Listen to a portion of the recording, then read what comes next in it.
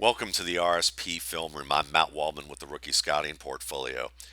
For those of you who follow me on YouTube, you may not be aware that really the main thing that I do is write a draft publication. I've been doing it since 2006, and the RSP is the Rookie Scouting Portfolio. That publication is a two-part deal. One comes out April 1st every year, and the other one comes out a week after the NFL draft. They're geared towards a variety of clientele. I have some NFL people who are clientele of this publication. They've been for even as far back as 2007. I have a lot of media who are clientele for this and use this as a reference, as well as a ton of fantasy owners. So it's got multiple audiences and value to multiple audiences. The pre-draft is more of an evergreen draft publication with a fantasy bent for certain areas that shows all my work, that defines everything in terms of how I grade, and also gives you a nice condensed draft guide embedded within this large publication. The post draft is going to be more based on team fit and immediate 1, 2, 3 year outlook, where this book is more of an evergreen. You can look at this 3, 4, 5 years into a player's career and see valuable information. That's what my audience tells me every year. This is why I do all the YouTube videos. This is why I do my blog. If you like the free content of my blog, you like the free content with the videos that I do, this is a good way to really get even more. And this is available for $21.95. This publication and the post draft together. You get both for $21.95. Most people who are my readers rave about this. They tell new readers that they will be pleasantly shocked when they see it. I hear it every year. You can go to my Twitter timeline at Matt Waldman and you can see the kind of commentary I get about the RSP. So let's take a deeper look at it. This is a 1684 page document, which seems crazy, but it's easy to navigate because most of it is just me showing my work. The part that you're going to read is the 395 page draft guide, and that's a lot in itself, but that's the part that most people read. The other part is the prep work that I do to create that 395 page draft guide. I want to show you all of it because I think it's important to be transparent about your draft process. Now, I'm probably going to go away from doing some of the work that I show you because I've been doing it long enough that I don't think it's necessary, and my readers have told me pretty much the same thing. But new readers are always impressed with this, and I think it's a good way to start the book, or at least show you how the book works and how it's constructed.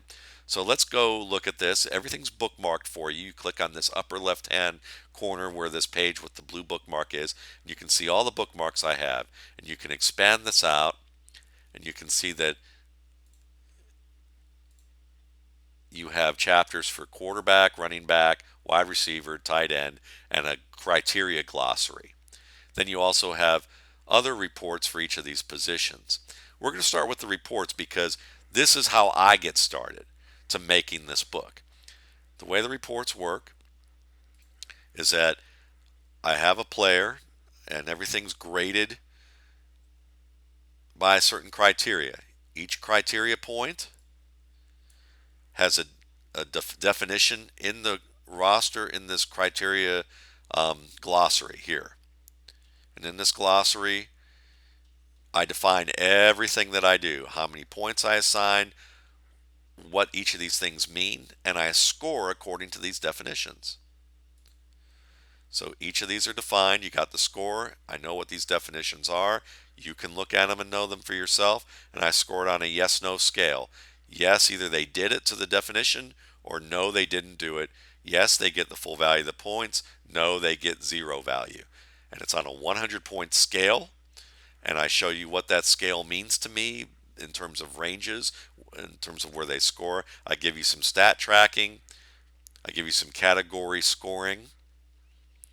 And then I write play by play everything that I saw about that player for that game. It's a lot of material for one game. And I do that for every player of the 158 that I've watched. And as you go through here, you can see it all here. This makes up about 1,100 pages of this 1,684 page document. Again, most people aren't going to read this. but I want you to see it. I want you to know that I do my work. I've wanted you to know that, and I've done it for 12 years. I probably won't be doing it as often in year 13 because I can spend more time watching additional games and I can do more stat tracking that I want to do in the future. But this gives you an idea that I'm serious about what I do and I define everything that I do. So once I study all these players in this way, then I start writing the RSP publication. And the publication, you can start with these chapters here. Everything's expandable. We'll look at the running back chapter. And what I give you is an overview of the position based on, past drafts and this draft class. I give you some fantasy football advice for those of you who are fantasy football owners. I give you some stats based on how many were drafted per round each year, breaking it out by round, production averages based on attempts and rounds. I also give you some looks at players who were drafted late or not drafted at all and what kind of production they had at this position. And then I look at skill breakdowns because there's two ways that I grade players. You have the checklist and then you have stack ranking. Skill breakdowns are part of my stack ranking. Imagine it this way. The checklist is about is kind of breadth of talent. How many areas does a player meet the requirements of what an NFL team looks for at the running back position? It's kind of like the basic requirements of the job. How many do they fulfill? Not every team has the same basic requirements for what they're looking for in a running back. Um, so, you can have players who have a smaller breadth of talent, but might fit somewhere and produce really well. That's one way I look at it. The other is stack ranking, and that's depth of talent. This is what these skill breakdowns do. I define each of these areas. I show you what I think are easy, medium, and hard fixes for each of these areas. And these are all defined in the glossary. And then I go through them and I tier each of these players based on how I define what star caliber, starter caliber, committee caliber, reserve caliber, free agent caliber power is. And I give you who these players are based on those tiers, and I show you the point values they're awarded on a 100-point scale for each of these categories. And then I give you some written content about who I think is the best at each of these skills for power, who I think needs to improve and where they can improve, and who I think needs a lot more work, who might be the worst or needs enough work that it might take them a while to get better if it's ever going to get better for them. And I do this for every category that I study for these guys, and it adds up to a 100-point scale. I talk about ball handling. I do some work on fumble rates. Show you things about speed, acceleration for the running back. I do this for every position that are position-specific things. So for quarterbacks, I do things on pocket presence and drops. For wide receivers, about releases from the line of scrimmage, as well as, catching techniques, route running techniques. There's some things that overlap between different positions, but then I give you some ideas of players who have durability concerns, who, based on what I've watched, have high on-field IQs, third down potential, short yardage skills, special team players who have talent to work on special teams, who I think's overrated or underrated. You can find all of this by clicking wherever you want. You can click on these bookmarks and it'll take you to these pages. Who I think projects are, and then my view of rankings. I think they suck, but they're needed, and I'd give you an idea of why I do tiering as well as ranking, and we're going to take a look at that in a minute. I'm doing some scheme-based work, so players who are ranked lower, but I understand that if they fit in a certain system, they could be really strong producers. I tell you who I think those are.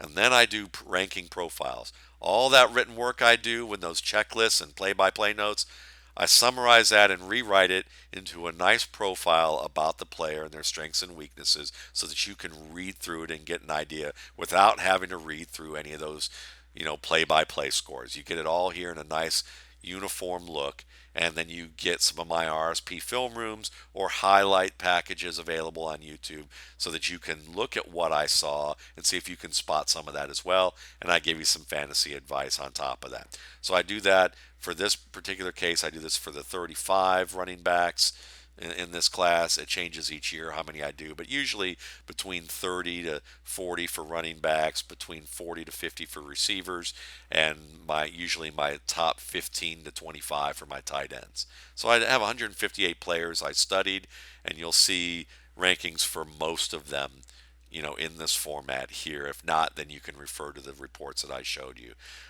Then I do that in table format. So if you're a fantasy owner, you can go to these tables. You can look at it from a tier standpoint. So if you don't agree necessarily with the fact, for instance, look at this. I have Fournette, McCaffrey, Mixon, and Cook as my top four. Their depth of talent scores aren't that different. You know, really, Cooks is down because he had a lower ball security score. If you think that's going to improve, he'd probably be within range of these guys right here. So I have them all in the same tier. That means, if you think Dalvin Cook's the best back, I'm not going to argue with you. I think he belongs in this tier. You can draft him first, and you're not going against the grain of what I think. Um, so you got the tiers. You also have a ranking order based on that depth of talent. You get to see what my breadth of talent score is in one area, the 40 time, whatever, you know, relevant combine scores were available for that player, a little bit of commentary summary about that player that it summarizes what I did in those profiles I just showed and what preferred blocking scheme I see them in. So other tables may show what their upside I think they are as a quarterback. Are they a franchise caliber quarterback, Pro Bowl caliber quarterback, first tier reserve, things like that. So I do that. I also give you comparisons. I explain how I compare players and why I do it. I give you some old school and recent comparisons to players, what role I see these players having capability to fulfill, and a little commentary about the player. All in table format. I can then sum things up by breadth of talent so that you can see how versatile some of these players may be, not necessarily how talented they might be. So, for instance, Joseph Yearby, who I think is an underrated talent, I still think he is one of the most versatile backs available in this draft, meaning that he could fulfill a lot of roles for different teams. Same with Jamal Williams, which makes him valuable even if he doesn't have the highest depth of talent compared to the top four. Um, then I also show you how I would have ranked these players if I didn't give bonuses for where I think they could have easy fixes. You remember that ease of fix scale I had with the skill breakdowns here and how I talked about ease of fix? Each of these guys that if I give you, if a player has, bold as an easy fix, he's getting a small bonus on top of this 10.2. Um, because it projects well that he should be able to improve a little bit. And so I give them a little bit of bonuses here with that.